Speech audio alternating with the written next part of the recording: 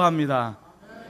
마지막 시간에 우리가 주님 앞에 나와서 예배하고 또 새로운 해를 우리가 예배 도중에 맞게 되어지는 아름다운 일들이 우리 안에 펼쳐진 것에 대해서 감사를 드립니다. 세상 사람들은 아마 이 시간에 텔레비전 혹은 그 제아의 종소를 듣기 위해서 여러 군데 가 있거나 또 떠오른 태양을 보기 위해서 동해안을 가거나 하는데, 보다 더 중요한 것은 우리가 하나님 면전에 무엇보다도 머물러 있는 것이 가장 중요하지 않을까, 그런 생각을 갖게 되어집니다. 그래서 이 시간 다른 날보다도 이 2018년도의 마지막 이 시간 5분이면 이제 끝나는군요. 설교 도중에 끝날 것 같은데 어쨌든 하나님의 귀한 은혜가 우리 모두에게 임했으면 좋겠습니다. 우리 한번 옆에 사람 앞뒤 사람 인사합시다. 하나님께서 당신을 지금까지 인도하셨습니다.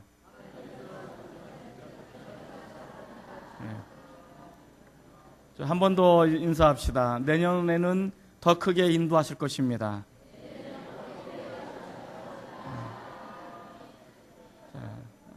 내년에는 확실히 올해보다 더 놀라운 일들이 많이 일어날 것을 믿습니다.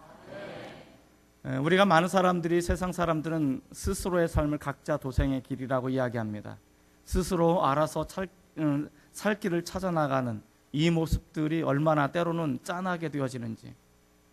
그러나 우리 그리스도인들에게는 각자 도생의 길이 아니라 더불어 함께 가는 길이라는 것을 잊지 않으셨으면 좋겠습니다.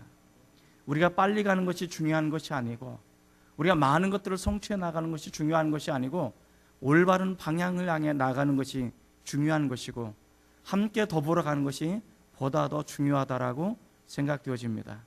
오늘 우리가 이 길을 걸어가며 있어서, 이 믿음의 길을 걸어가며 있어서 나 혼자 100m 뛰기 하듯이 확 나가는 것이 아니고, 함께 기다려줄 수 있고, 지금 힘들어하시는 분 있으면 함께 머물러 서서 기다려 주시고, 때로는 같이 함께 주저앉아서 얘기를 들어주시고, 또 손을 잡아 함께 끌고 일어나서 더디지만 꾸역꾸역 우리에게 걸어갈 수 있는 믿음의 길을 갔으면 좋겠습니다.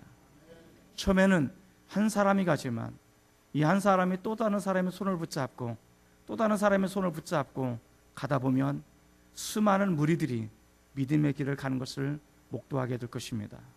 그리고 마지막 그 순간, 이 죽음을 뛰어넘어 우리는 언젠가 우리가 그토록 사모하고 바라보는 영원한 천국에 이르게 될 것을 믿습니다. 이 믿음의 행진이 멈추지 않고 계속해서 일어나시기를 주님의 이름으로 축복을 드립니다. 거제 땅은 누가 이야기하든 힘듭니다 라고 이야기해 줄 수가 있습니다. 내년도는 어떡할까요? 내년까지는 힘들 수 있습니다. 그럼 내후년은 어떡할까요? 내후년은 좀 나을 수 있겠죠. 자, 그런데 우리 그리스도인에게서 내년이라는 것은, 내일이라는 것은 힘들고 버겁고 어려운 것이 아니고, 내일이라는 것은, 내년이라는 것은 하나님께서 우리에게 무엇을 써나가실지 또 다른 열려진 역사의 책과 같다라고 저는 생각합니다. 아직 쓰여지지는 않았지만, 아직 제대로 마감되어지지는 않았지만, 내 자신을 하나님께 드림으로 인해서 내일 이 시간에 하나님께서 나를 통해 새로운 역사들을 만들어 나가시고 나를 통해 새로운 역사를 써나갈 것을 우리는 믿습니다. 그렇기 때문에 우리가 힘듭니다, 힘들지 않습니다, 이것은 큰 의미가 없습니다. 왜냐하면 하나님이 우리와 함께 하십니다. 하나님이 나와 함께 하십니다. 하나님이 이 지역에 함께 하실 것입니다. 하나님 우리 공동체에 함께 하실 것입니다. 아멘 할 때까지 할 겁니다. 이게 중요한 거예요. 세상의 가치와 세상의 판단과 세상의 그것이 아니고, 사실은 하나님이 우리와 함께 하십니다. 하나님이 나와 함께 하십니다. 우리 공동체와 함께 하십니다. 이게 중요한 거예요. 왜냐하면 하나님께서 이것을 통해서 새로운 역사를 써나갈 것을 믿기 때문에 그렇습니다. 그렇기 때문에 이제 내일 여러분들은 이제 복의 통로가 되셔야 됩니다. 축복의 통로가 되셔야 됩니다. 전 여러분들의 축복의 사람들이 되시기를 주님의 이름으로 축원을 드립니다. 오늘 아브라함을 통해서 오늘 이 마지막 시간, 또 새로운 첫 시간 우리에게 도전하고 우리에게 말씀하시는 메시지가 무엇일까? 저는 이 부분을 여러분과 함께 나누고 싶습니다. 저는 제가 너무나게 물질적인 세속적인 축복을 남발하는 사람이 아닙니다. 그렇죠? 예. 그냥 남발하는 사람이 아닙니다. 자, 그러나 진정한 축복은 하나님으로부터 와야 된다는 것을 믿습니다. 그리고 여러분들이 정말로 복을 받을 거면 세상의 구걸에서 복을 받는 것이 아니고 내 전능하신 하나님, 그 하나님으로부터 복을 받으셔야 됩니다. 오늘 아브라함을 부르실 때 하나님께서는 아브라함에게 너는 복이 될 거라, 너는 복의 통로가 될 거라, 너를 통해서 놀라운 역사를 만들어 나갈 거라 라고 말씀하셨는데 똑같습니다. 오늘 내년에는 또 2019년도에는 또 우리에게 남아진 인생들에게는 하나님께서 그렇게 말씀하시기를 소망합니다. 너는 복이 될 거다. 너를 통해서 이 열방이 복을 받고, 너를 통해서 주변의 사람들이 복을 받고, 너를 통해서 하나님의 놀라운 은혜를, 축복들을 흘려보낼 수 있는 그런 통로가 될 거다라는 이 놀라운 은혜들이 이 시간 넘쳐날 수 있기를 주님의 이름으로 축복을 드립니다. 그래서 저는 여러분들이 축복을 나눠주고 축복을 유통해주고 축복의 근간을 이룰 수 있는 하나님의 사람들이 되었으면 좋겠습니다. 그런 은혜가 이 송구니 여기신 예배 나오신 여러분들에게 특별하게 임할 수 있기를 주님의 이름으로 축복을 드립니다. 자, 그렇다면 우리가 축복의 통로가 되기 위해서는 우리는 어떤 사람이 되어야 하는가? 축복의 통로는 어떤 사람인가? 첫 번째는 하나님의 부르심에 응답하는 사람이라는 것을 우리에게 이야기해 주고 있습니다. 따라해 볼까요? 하나님의 부르심에 응답하는 사람입니다. 누가 축복의 사람입니까? 하나님의 부르심에 응답하는 사람이 축복의 사람인 것입니다. 1절 말씀을 한번 같이 읽어보겠습니다. 1절입니다. 자, 시작. 여호와께서 아브라함에게 이르시되 너는 너의 고향과 친척과 아버지의 집을 떠나 내가 내게 보여줄 땅으로 가라. 저는 이 1절 중에서 가장 중요한 단어가 있다면 이르시되라는 말이 있습니다. 이르시되. 이야기는 뭐냐면 아브라함에게 말씀하시되라는 것입니다. 하나님께서 아브라함에게 말씀하십니다. 이 말씀하신다는 거에 우리는 주목해 볼 필요가 있습니다. 말씀하시기 위해서는 하나님이 나를 찾아오셔야 됩니다. 우리 주님께 나를 찾아오셔야 나에게 말씀하시는 것입니다. 하나님이 나를 찾아오셔서 나의 이름을 불러주셔야 됩니다. 내 이름을 불러주셔야만이 하나님께서 명확하게 나를 부르신다는 사실을 내가 알 수가 있습니다. 이 시간 하나님께서 여러분들을 찾아오셔서 여러분들의 이름을 부르시기를 소망합니다. 하나님께서 여러분의 이름을 부르실 때 하나님 저 여기 있어요 라고 대답하실 수 있는 놀라운 은혜가 있었으면 좋겠습니다. 중요한 것은 내가 축복의 사람이 되고 축복의 통로가 되기 위해서는 하나님이 나를 찾아오셔서 내 이름을 부르실 때 하나님 저 여기 있습니다 라고 대답을 하셔야 됩니다. 응답하셔야 됩니다. 하나님께서 아브라함에게 찾아오셨습니다. 그가 갈대우르에 살 때 하나님 찾아오셨습니다. 아브라함아 떠나라. 아마 아브라함이 아버지에게 얘기했던 것 같아요. 11장에 보면 아버지 데라가 주도적인 역할을 해서 이 갈대우르를 떠납니다.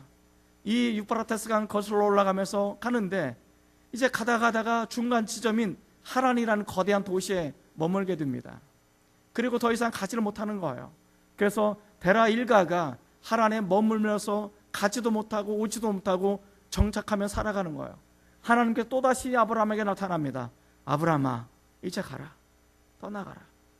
자, 재차 하나님께서 아브라함에게 오셔서 그의 이름을 부르시고 하나님께서 그를 말씀하실 때 아브라함이 그것에 대해서 응답하게 되어질 때 그는 축복의 사람이 될 수 있었다는 것입니다. 중요한 것은 하나님이 나를 찾아오셔서 나에게 말씀하실 때 이 말씀하시는 것은 하나님이 나에게 소명을 주시기 위해서 말씀하신다는 것입니다. 나를 부르시기 위해서 말씀하신다는 것입니다. 우리는 이것을 콜링이라고 말합니다. 부르심이라고 말합니다. 소명이라고 말하고 있습니다. 하나님이 나를 찾아오셔서 말씀하실 때 그냥 심심해서 말씀하신 것이 아닙니다. 하나님 나를 찾아오셔서 내 이름을 부르실 때 야 홍하나 내가 심심한데 이 밤에 나랑 좀 얘기 좀 할래? 나랑 뭐 공기놀이 할래? 뭐 이러실 분이 아니라는 거예요. 정말 중요한 것은 하나님이 나를 찾아오셔서 내 이름을 부르시고 나를 부르실 때 하나님께 나를 부르시는 이유와 목적이 있다는 거예요.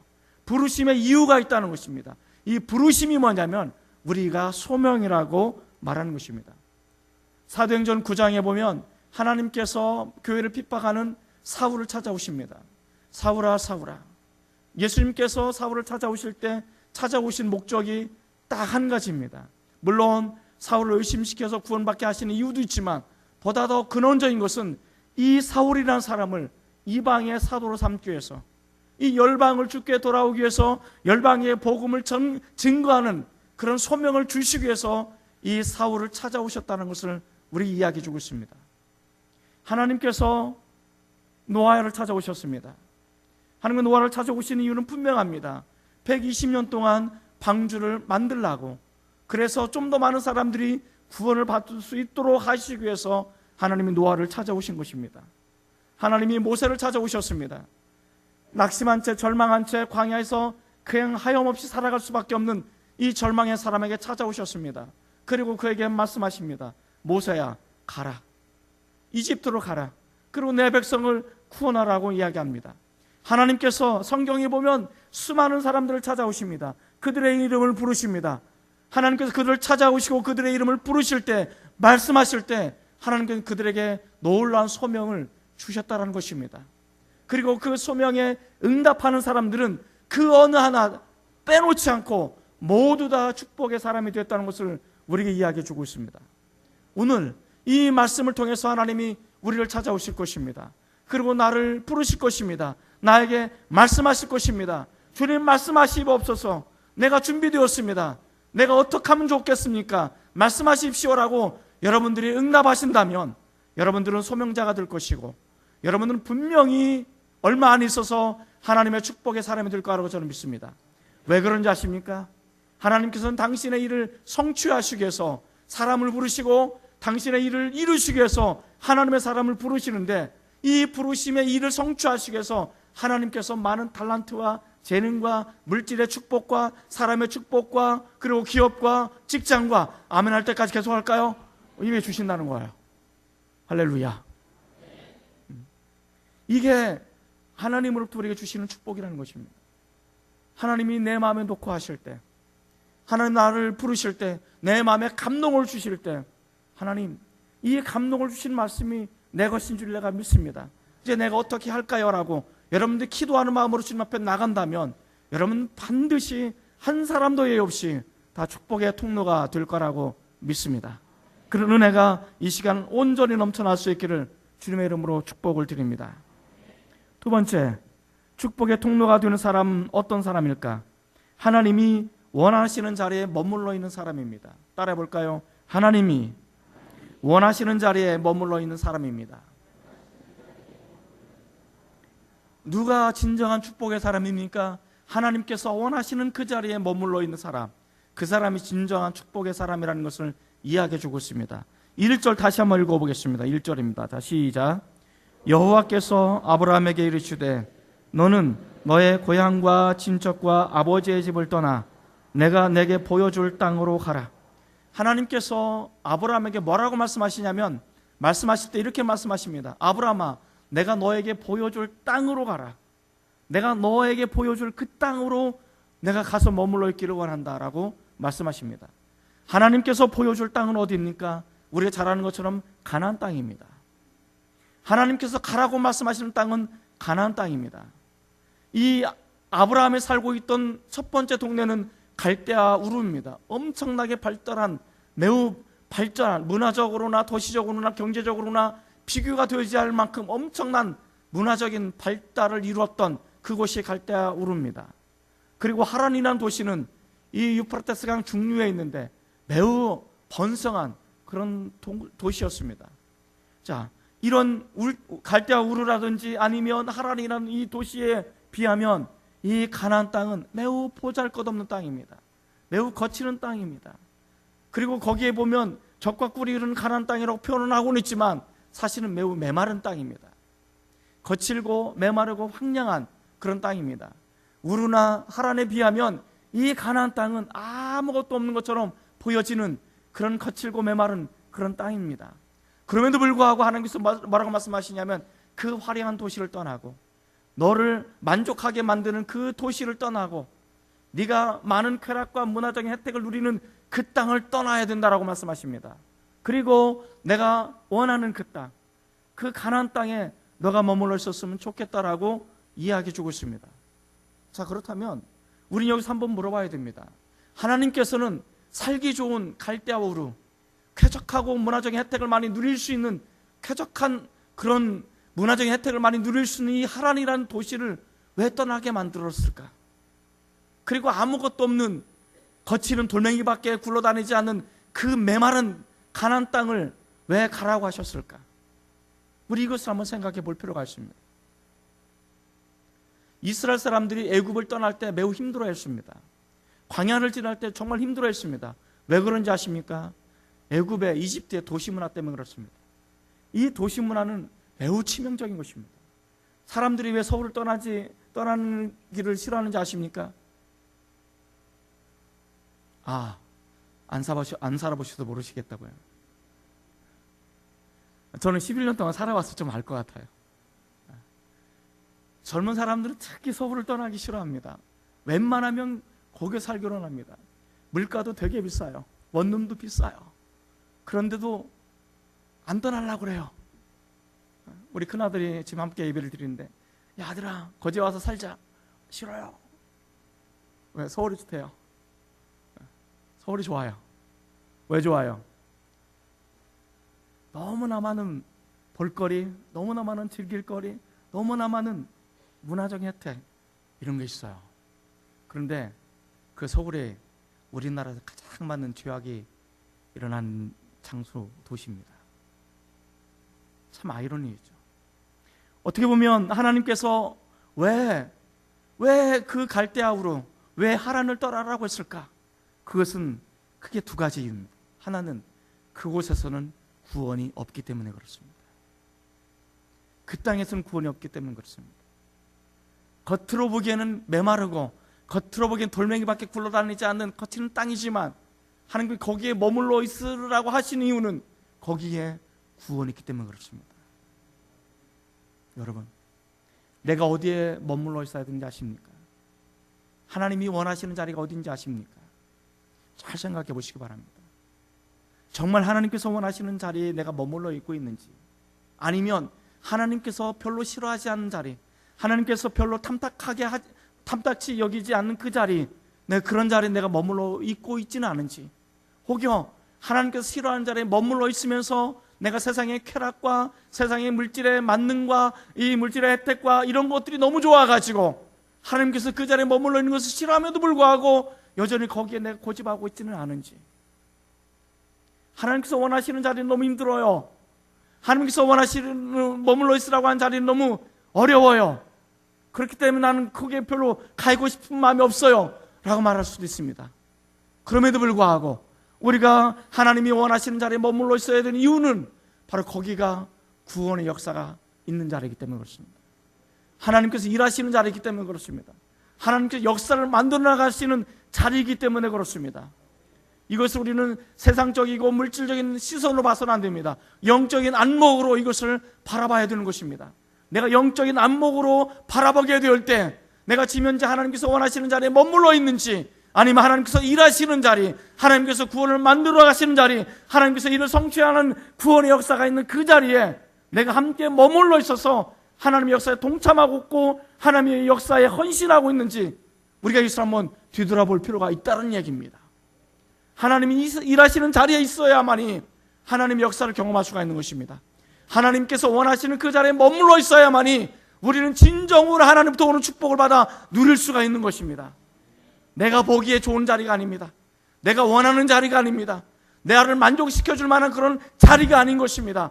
정말 중요한 것은 내가 원하는 장소가 아니고 내가 원하는 자리가 아니고 하나님께서 원하시는 자리, 하나님께 역사를 만들어가는 자리, 그곳에서 내 인생이 참다운 가치와 의미를 느낄 수 있는 그런 자리여야 한다는 사실을 우리에게 이야기해 주고 있는 것입니다. 그 땅이 가나안 땅이라고 이야기해 주고 있는 것입니다. 사랑하는 성도 여러분, 한번 잘 생각해 보시고 만약에 아직도 내가 하나님께서 원하지 않는 자리에 머물러 있다면 떠나시기 바랍니다. 그 자리는 역사가 일어나지 않는 자리입니다. 혹여 우리가 세상적인 울타리, 아버지와 친척과 고향이라는 이 울타리가 나를 안전하게 만든다고 생각하지 마십시오.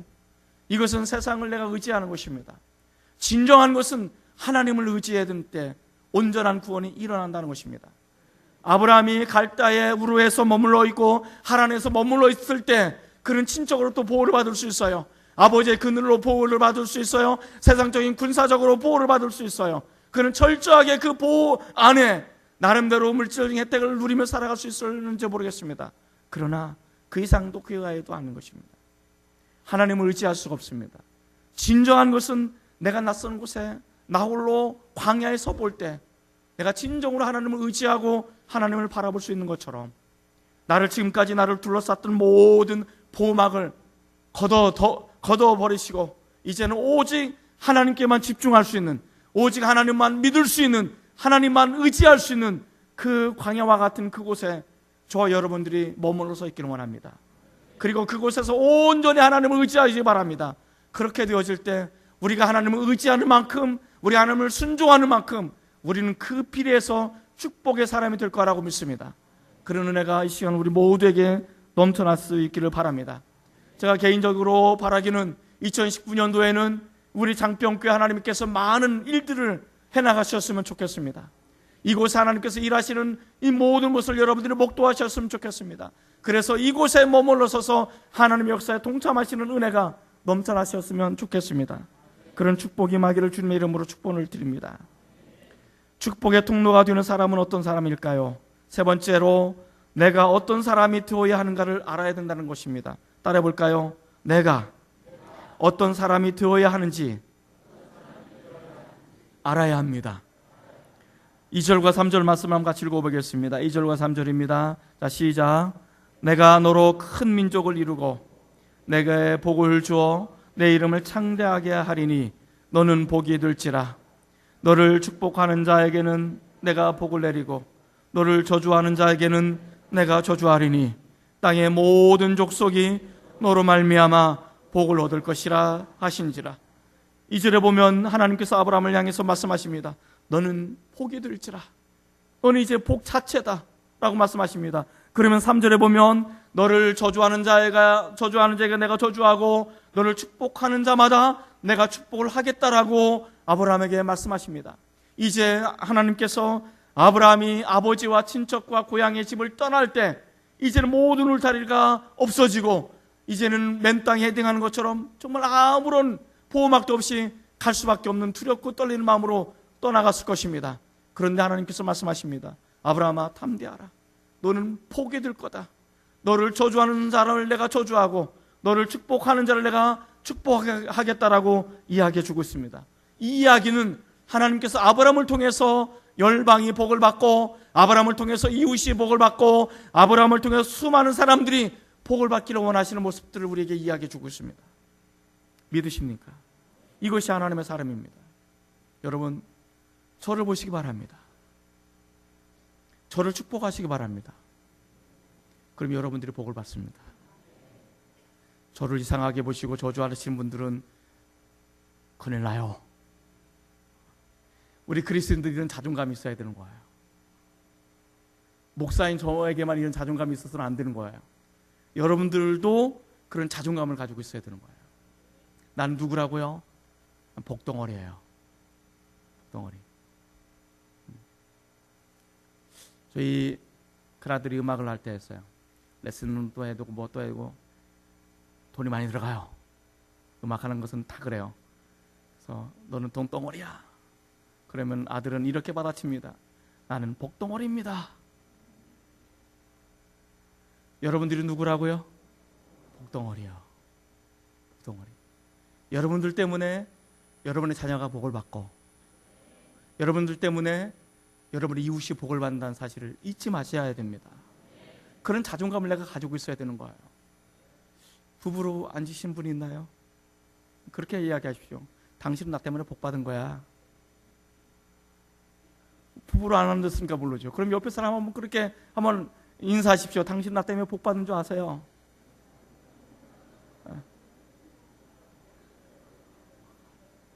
아유, 쑥스러워가지고 참 어쩔 줄 몰라 하시네.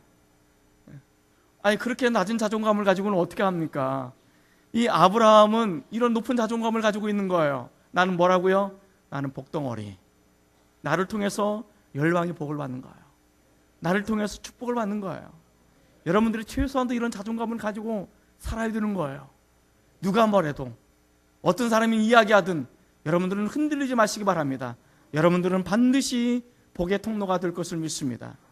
여러분들은 예수 그리스도의 십자가가 어떤 의미인지 아십니까? 이게 엄청난 사건인 것입니다. 제가 누누이 강조하지만 만약 이 지구상에 여러분 혼자 남아있다고 생각해 봅시다. 아무도 없고 이 지구상에 나 혼자 있다면 예수님께서 이 혼자 남은 나를 위해서 십자가에 달려 죽으실까요? 안 죽으실까요? 죽으십니다. 비록 나 혼자 남았다 할지라도 우리 주님께서 나의 구원을 이루시기 위해서는 십자가를 짊어지시고 죽으시는 것입니다. 그만큼 내 영혼은 소중한 영혼이고, 그만큼 내 영혼의 무게가 얼마만큼 무겁냐면 이 우주하고도 바꾸지 않을 만큼 그런 무게가 되는 영혼의 무게인 것입니다. 그러니까 여러분들이 나는 배우지 못했어요 목사님, 난 별로 가진 것이 없어요, 난 나이가 많아요, 나는 별로 아는 것도 없어요, 이것은 하나님을 무시하는 것입니다.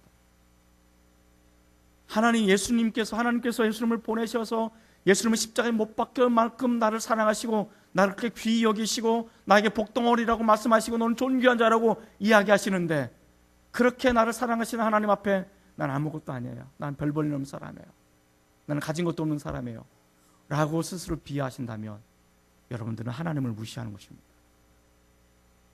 여러분들은 하나님께서 여러분들을 위해서 예수님을 이 땅에 내어놓기까지 사랑할 수 있는 그런 존귀한 존재라는 것을 잊지 마시기 바랍니다.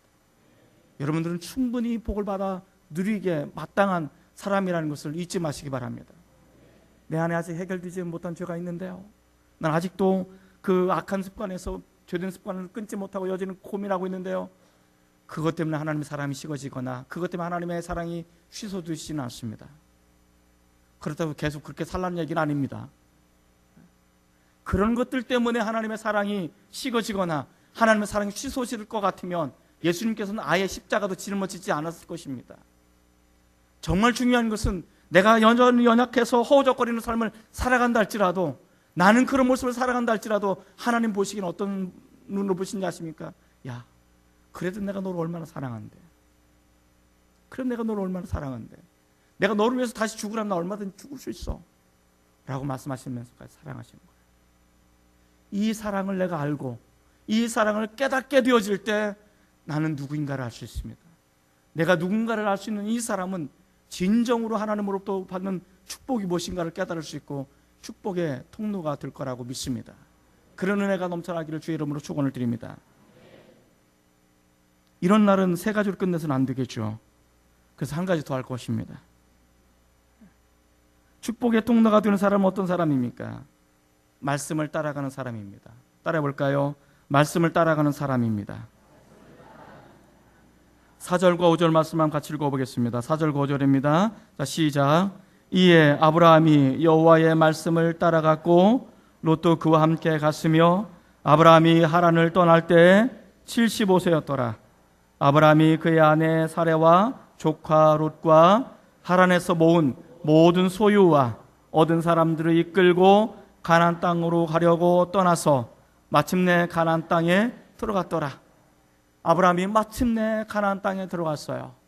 그런데 이 가나안 땅에 들어가기 위해서 아브라함이 했던 것 중에 하나는 뭐냐면 4절에 보면 이에 아브라함이 여호와의 말씀을 따라갔다는 것입니다. 이게 중요한 것입니다.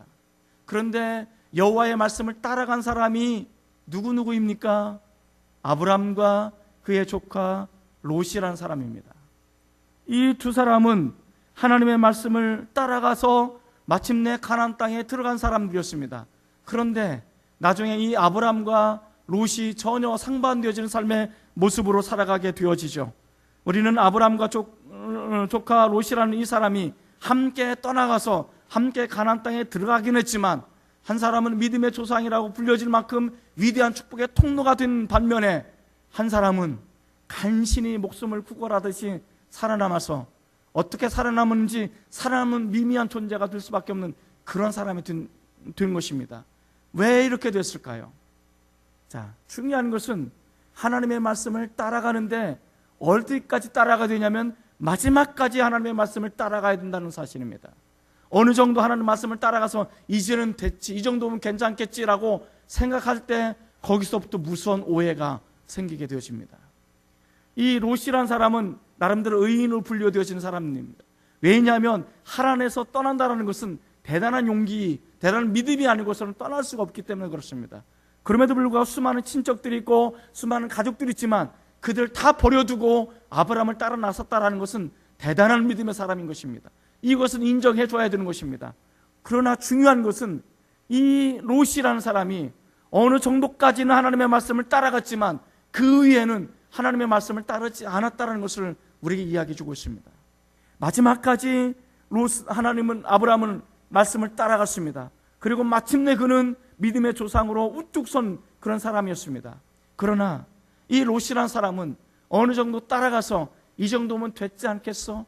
라고 멈추게 되어질 때 하나님의 말씀이 그의 시선에서 사라지고 하나님이 그의 시선에서 사라지게 되어질 때 그는 육신의 안목을 통해서 그 멸망당할 소돔과 고모라를 선택할 수밖에 없는 그런 사람이었다는 것을 우리에게 이야기해 주고 있습니다.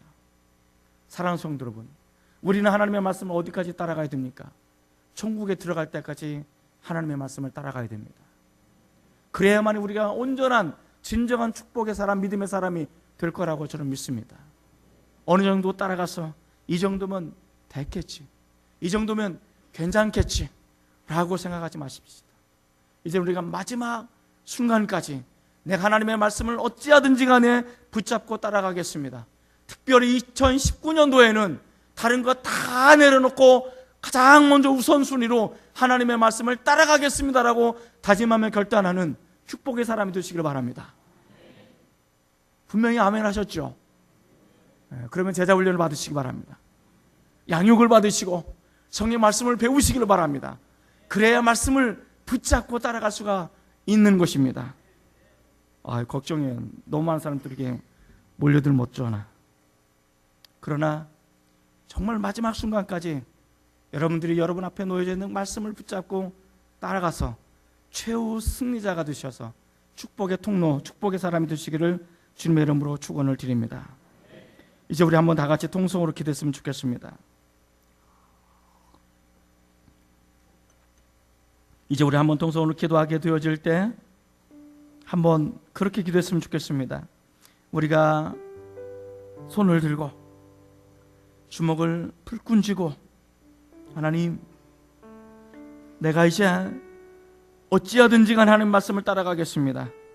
하나님이 나를 찾아오셔서 내 이름 부를 때 하나님, 저 여기 있어요. 저 여기 있어요. 하나님, 나를 사용하여 주시옵소서라고 기도할 수 있는 사람, 하나님이 원하시는 그 자리에 머물러 있기를 원하는 사람, 내가 누구인지를 깨달아서 축복의 통로라는 것을 내가 알고 십자가의 구원을 이루기까지 나를 사랑하시는 그 하나님 사랑이 어떤 것인지를 내가 깨닫기를 원하는 하나님의 사람이 되기를 원합니다. 내가 마지막 순간까지 하나님의 말씀을 따라가고 하나님의 말씀을 붙잡고 하나님의 말씀을 부여잡고 기도하는 말씀의 사람이 되어지기를 원합니다. 그래서 2019년도에는 내가 하나님이 나에게 부어주시는 놀라운 축복을 경험하고 이것을 나누어주고 꾸어주고 섬기기에 부족함이 없는 풍성한 한 해가 되어질 수 있도록 역사해달라고 우리 두 손을 들고 주여 삼창하신 다음에 나같이 통성으로 기도하십시다. 주여!